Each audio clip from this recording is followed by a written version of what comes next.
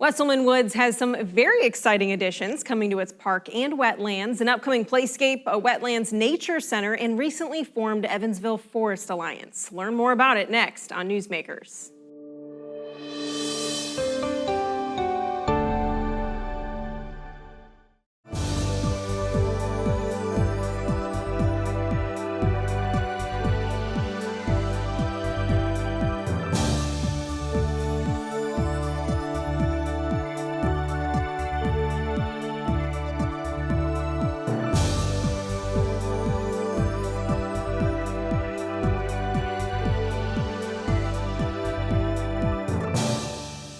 Welcome to WNIN Newsmakers. I'm Jessica Costello, evening anchor for Eyewitness News. Over the last few years, Wesselman Woods has expanded its attractions for the community's interest and education, and this year shows no signs of slowing down. These upgrades is Executive Director Zach Garcia and Director of Marketing and Community Engagement, Christina Arwood. Thank you both for joining us. Thanks, Jessica. We're very excited to be here. Of course. For some that may not know the scope of Wesselman Woods, talk about what it is and all that it has to offer. Yeah, so I would be remiss if I don't remind folks we are the largest urban old-growth forest in the United States. I would argue it is the rarest ecosystem east of the Mississippi River, if not one of the rarest. We have our nature playscape, which grew by 3 acres about 2 years ago. I think so. 2 years ago. So it's now 5 acres. We have around 4 miles of trails going through the old growth forest, and we have numerous events and programs. Oh my gosh, yeah, that's the name So of the many. game for us. Community engagement is key, and letting people know how important this ecosystem is, why it's been protected, and why it's important that we protect it going forward. So we just absolutely love working there. We have a lot of fun. We've introduced a lot of new things in our time there. So yeah, the future is bright for Wesselman Woods. It sounds like it. Well, let's talk about the playscape because that's a special part of this as well. It's evolving, it's continuing to evolve. So talk about that and where you guys are at with the playscape. Yeah, so the playscape, it started years ago just as an idea of what this space could look like. And it came to fruition in 2018, and now with the nature playscape, we grew, so originally it was around 2.5 acres, and then we added another 3 acres about 2 years ago with the Bernhardt Family Bird Sanctuary. So now we have this 5 acres of the Wellborn Baptist Nature Playscape, plus the Bernhardt Family Bird Sanctuary. And within that, the original plans had always called for a tree house, some sort of interactive tree house.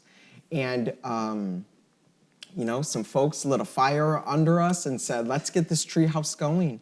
And I did not think it was going to, I thought it was going to take some time to develop, to fundraise, to construct. And it hasn't even been a year in it's been around a year and 5 months. Can you believe that? A year and 5 months. And the treehouse is going to be done soon. That's the Arwood, yes. The Arwood family treehouse. We're so ecstatic. And seeing the construction right now, it is awesome. It is something that we don't have in Evansville, in the region. It's an accessible treehouse, and that, I think it was an important thing for us to do going forward is offer more for those that, and not even just in wheelchairs, but people with strollers, moms that are trying to get all the kids out there. So this will be something everyone can enjoy. And we're working now on getting accessible trails out to the playscape as well. So it's an important building. I think it's going to be so much fun for not just kids, but adults. I'm excited to get in there. We've already been planning ideas for ways to engage with our environmental education department. But even as a part of our Sips at Sunset series, we're plotting some fun things for like adult trivia in the playhouse or the treehouse. Adults will be at the treehouse. Oh, I'm sure. They'll be playing at the treehouse. I'll tell you that, Jessica. Oh yeah, and it just really enhances that area because this is the spot where you can get off trail. So in the preserve, you know, we're very strict: no dogs, no bikes, no getting off trail, but in the playscape, leave no trace, exactly. But in the playscape, that's where you really get hands-on, and kids absolutely love it. Can you talk about some of the details that it will have? Are you guys keeping that under wrap, or what will it look like? So on our Facebook, social media, and on our website, we have photos of what it's going to look like. And we have a few photos of the construction, but there are a few elements of it that we want to keep under wraps. Of course, that makes sense. Yeah. It would be a nice surprise. Yes, Yeah. we love a surprise. So Yes. we'll wait to hear all the specifics. But of course, I'm sure you guys can talk about some of the obstacles you may have had to overcome whether it's coming up with the plans for it or actually executing it now. What does that look like? Oh, yeah. I know for me, I've noticed one of the main things is just educating the public on why this construction can happen. So when you hear Wesselman Woods Nature Preserve, you're like, oh my gosh, it's all protected. Like, why are they doing this? Why are they building in the playscape? For us, that's one of the areas outside of the boundaries of the preserve, still protected by us, absolutely.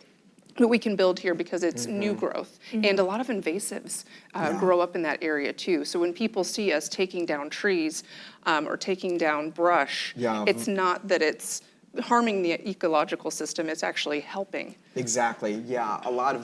We have a lot of honeysuckle back there, autumn olive.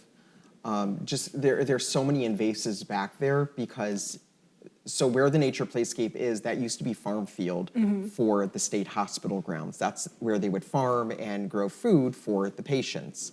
So that area, we're not finding old growth trees there. If anything, there's a lot of invasives back there. Okay.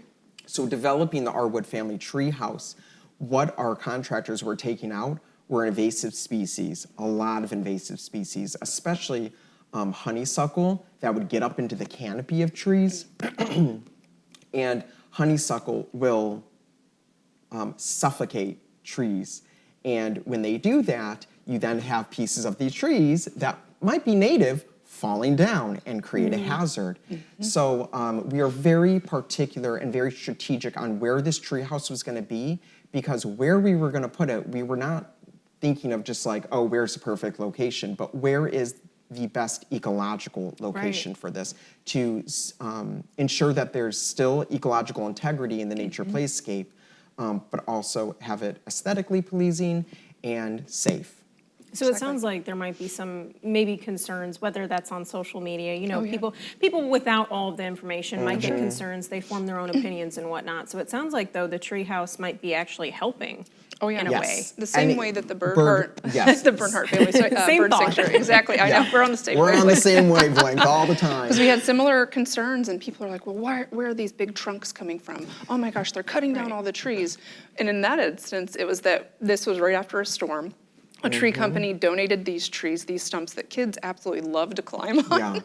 So they're not even from the forest, but they didn't know, and that's totally fine. We're here to educate when it comes to those things. So. That's the work we're in, is to educate folks of invasive species or where we're getting other species or other tree trunks from. Or I think the other obstacle that we had with the Arwood family treehouse is accessibility. So one of the biggest issues with the nature playscape, I think even in its development, was how do people get back there that have mobility issues? And our big push right now is, okay, let's establish this treehouse that's accessible. And now that we have that set, now we're going to be trying to find the funding to get a path from the nature center all the way to the playscape that is accessible. So folks in wheelchairs, folks with strollers, walkers, canes, like even that. This will go a long way. And we've noticed that the public was so excited about our first foray into this accessible trail with the mini loop. So AARP community grant allowed us to create, I think it's a little less than a mile trail, right behind the Nature Center, goes right by our Raptors and the Muse building. And the public outpouring of support was incredible. Oh, I'm sure. So we are so excited to make this next step into getting an accessible pathway out to the playscape. And on our Southwest Trail, it has, oh my gosh, it was always flooded. I mean, you would be knee-high in mud. And Alcoa Foundation helped us build, I think it was 1,700 feet of boardwalks back there. So with that boardwalk, the mini loop, the new accessible treehouse, and then this new path going from the nature center to the nature playscape, all of it will be connected. Oh, that's awesome. So that everyone can enjoy it. Exactly. And I think it'll be around maybe 1.5 miles. If someone's in a wheelchair, they could go a mile and a half around. Which that's a nice little hike. Oh, yeah, it in the is. forest. Oh, yeah, it is. Yeah. It's like exercise for everybody. Exactly. Everybody Yeah. is involved in this. Yes. You guys are talking about details that have to do with children and all the way to whatever age. You know what I Exactly. mean? Yeah. You guys are truly trying to be inclusive. What about those educational opportunities? It's not just going to be for children. Oh, it's no. for adults too. You Oh, guys yes. are excited about that part, I can tell. We're all kind of nerdy in that regard. Oh, yes, like, absolutely. I didn't finish my biology degree, but it's still in my heart. But we have so many trained ecologists on Yeah. staff as well. So Yeah. we're excited about promoting what we love Yeah. and what others are so excited about learning. I think with our environmental education program, they've come strides as well. Oh, yes. And I think with the Arwood Family Treehouse, it's going to be giving people a different perspective on the forest because you're not going to be at ground level now. You're going to be mid canopy, and for some of the parts of the treehouse, you're going to be up in the upper canopy. So I think having that different perspective, being closer to maybe a bird or seeing some insects that you wouldn't see on the ground level, but in the mid canopy. There's so many opportunities with the Arwood Family Treehouse. Absolutely. No, this might be hard to predict. This is just something I'm thinking of. But do you guys anticipate through the years maybe animals trying to make home to this treehouse? And then how do Yes. you protect them Yep. while people are walking through? What does that look like? That's a really great question. We've had it a little in the bird sanctuary itself. There's a structure there that's a lot of logs that were placed on purpose. It looks a little haphazard, but there's so many birds that are nesting in there and Oh, utilizing yeah. the bubbling water. So cool to see. So I imagine, I mean, at least insects, we're going to have those. Oh living yeah, there. insects definitely. I could see some nests and things Yeah, too. I could see some nests. I don't think larger mammals, I don't think they would mess with it, but turtles, I could see turtles going really? underneath the treehouse and burying down there. So it'll probably just be a plan as the years go on. You'll just have to absolutely. plan to see what Oh, yeah. critters are coming yeah. into the treehouse. Definitely. Well, let's move on to the transformation of Howell's Wetlands Shelter into a nature center. That's also Yes. in a very exciting plan that I know we were just talking about not too long ago. What is that expansion going to look like, and what is that going to take? Yeah, so Howell Wetlands, we manage Howell Wetlands as well, and Howell Wetlands is the largest man-made urban wetlands in the state of Indiana, so we're super excited to have that in our state as well and in Evansville. But Howell Wetlands, we recently hired a full-time employee at Howell Wetlands, and I can tell you the amount of folks that come out of the woodwork and tell us Howell is looking beautiful.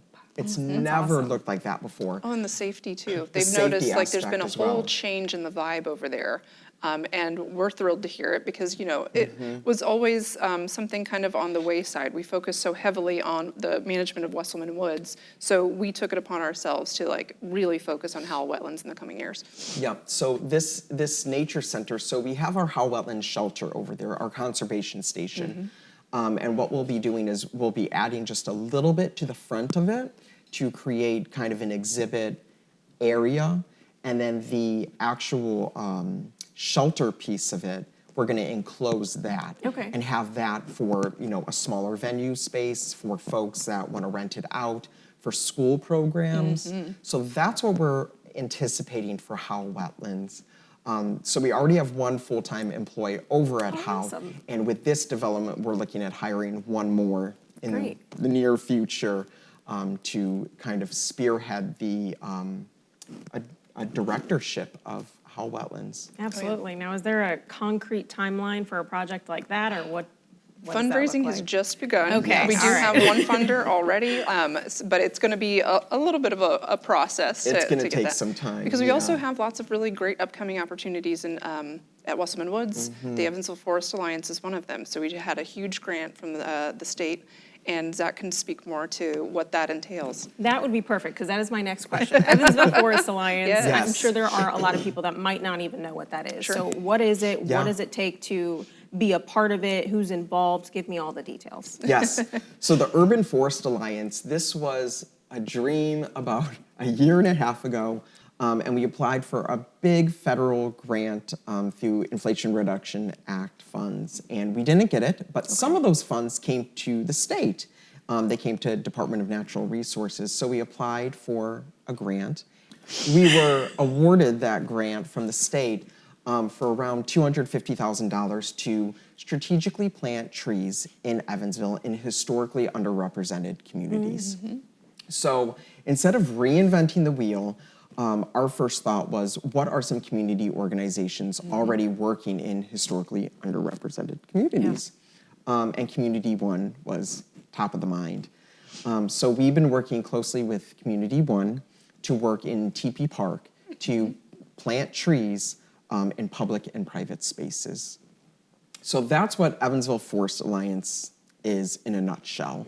We're going to be expanding it to other neighborhoods. What those neighborhoods are right now, we don't know, but this is a 3-year program, and I'm hoping we can plant at least 1,000 trees. That's a good goal. At least If not 1,000 more. trees. Right. Yes, exactly. And hopefully after that 3 years, like we can extend this once people start to see the positive that comes from it. Because it's not just about planting those trees, but it's educating those communities on why this is important, how to Right. care for trees, and just beautifying their areas as well. Yeah, so this is just the start of the Evansville Forest Alliance, and I'm hoping it stays here forever and we keep planting trees. Many other cities, to be frank, we're behind on our tree planting. I mean, the East Coast and the West Coast, many cities have huge tree planting initiatives that have been happening since the 1990s. And the Evansville Forest Alliance is picking up many years that we've lost by not doing this. So this is a critical need in our community to get native trees. I want to be very particular about that. Get native trees planted in Evansville. That's the goal, is just to plant trees and plant a lot of them. Yeah. And that seems like an important part of this, the Evansville Forest Alliance. And before we leave, I do just want to ask you guys if there are any other exciting developments that you guys want to talk about. And if not, where can people just keep up to date with these kind of things? Oh, definitely keep up to date with us by following us on social media is the easiest because everyone's on there. Right. But it's also most up to date. We're always posting, and our newsletter is another great source of information. But always check the website, wesselmanwoods.org. We've got a great blog where we put all these releases out. So if you want to be in the know, definitely take a look there. Perfect. And I would say April 8th, we have Nature's Greatest Sight. We're going to be celebrating the eclipse on the former par 3. So if folks are interested, grab a picnic blanket, grab some lawn chairs, get your glasses. Yes, come prepared. Come prepared. Find a parking spot and come to par 3 and Enjoy. enjoy That'd the be eclipse exciting. with us. We have a We're gonna multicultural festival happening, so we're partnering with the Haitian community, Marshallese, great. Latino community, our African American Museum. We're all working together to make this a beautiful celebration. And we've even talked to Abraham Brown about doing like an Aztec Sundance Sundance, at this. So, yeah. I mean, that's just a taste of what's in store that day. So Perfect. come out. Well, people will have to go to actually see what's in store. Exactly. All right. Well, thank you both for being with us today. Thank you. Thank you, Jessica.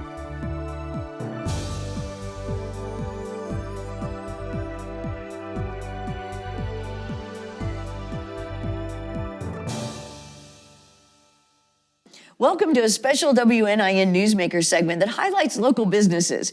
Joining us today is Brandy Neal, owner of Bombshell Bakes. Thank you for joining us. Thank you for having me, April. So tell me about what kind of products and services your business provides. So Bombshell, I like to say that we offer premium baked goods. So we offer custom cakes, cheesecakes, cupcakes, cookies. We're known for our cookies, cakes, and cheesecakes. We also do cupcakes as well.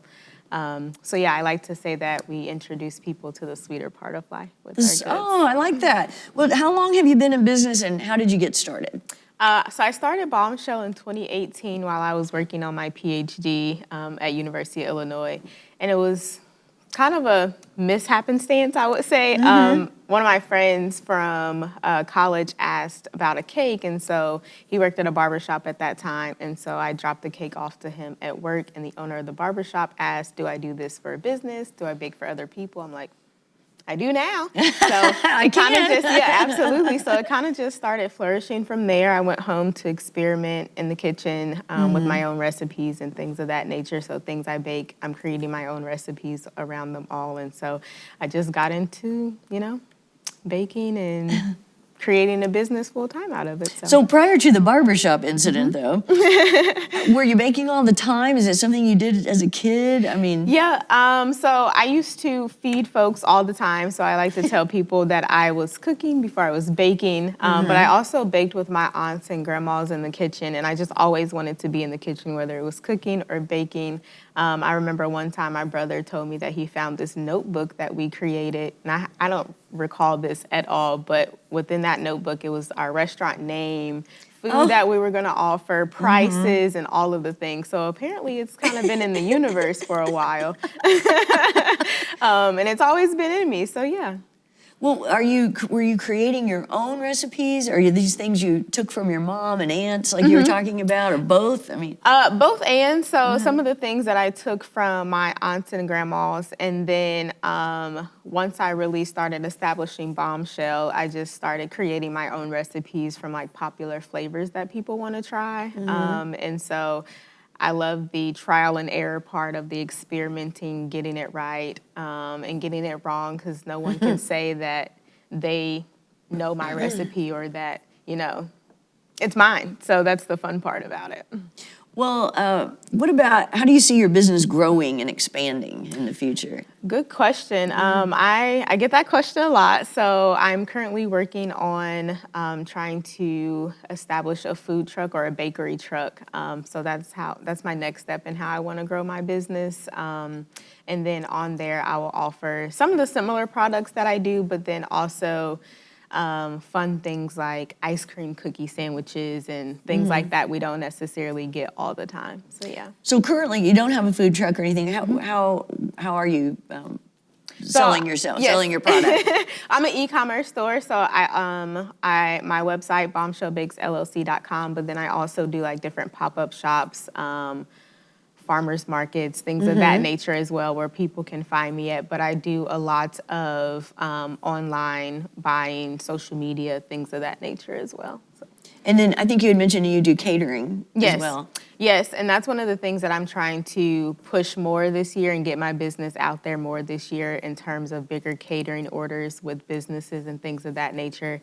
I've had recently folks purchase 20 dozens of cookies for their business, just for their staff and things of that nature. So I love doing big orders like that as well. So something I'm trying to expand to as well. What is your most popular thing that you offer that people seem to That buy? is a good question. I'm gonna probably have to say my cookies. So I have special cookies. There's one called a crownie, which is a mix between a cookie and a brownie. And that won on the Food Network on Holiday Baking Championship. Not last year, the year before last. And so I'm currently offering that on campus at USI. And so that's a really popular product. But also my cookies and cream, strawberry cheesecake cookies, the list goes on. So you said that one on the Food Network. Was it Yes. your recipe that won on the, what? Yes. So tell me about how that happened. Yes, so my sister-in-law and I, Franche Hillman, she's also a baker. She owns Cakes by Shay, but we were on Holiday Baking Championship Gingerbread Showdown, and there was a baking component in the episode, and we had to use hot cocoa as a special ingredient or a secret ingredient. And so I made hot cocoa caramel crownies, and yeah, it was my own recipe. It was we had to incorporate the hot chocolate, but then we could use like 2 other ingredients that were just up there on the stand. I used caramel and pirouette cookies. I never even heard of a pirouette cookie before I got on the Food Network. But I knew that it was gonna add some texture to it, and so that's what I was looking for. And yeah, they called my name that I won, and I was so surprised. Wow. And so you offer those now. People Yes. can get those. Yep. Okay, I'm going to maybe write that down. What kind of challenges have you faced, and how do you try to overcome your obstacles? Good question. I think a lot of my challenges I face come with time and really like time management, organization, and funding. Those are probably like the 3 biggest ones because I work at USI full time. And so that takes up a lot of my time as well. And so still trying to make sure that I'm building Bombshell out to pursue those dreams as well. But then also the funding aspect. There's money Sure. out there, there's loans and things out there, but it's to a certain extent, like what do I want, how much debt do I want to accrue, like doing those types of things. And so just making sure that I stay focused, I set my goals out, and make sure that, I'm following along with my own race, not paying attention to what other folks are doing, because we can get caught up in that a lot as well, especially in this social media age and things of that nature. So just making sure that I'm steadfast in my goals and knowing what I really want out of Bombshell. So. What do you think is the most gratifying aspect of your business? People, customers, interacting with them, feeding them, seeing their interactions on their faces when they taste my products for the first time. Yeah, I really love just feeding people and the joy that brings and the community it brings. So yeah. Well, good for you. I'm wishing you sweet success. Well, thank you. I like that. Thank you for joining us. Thank you. Thanks to all of our guests for joining us today. I'm Jessica Costello. Thanks for watching WNIN Newsmakers.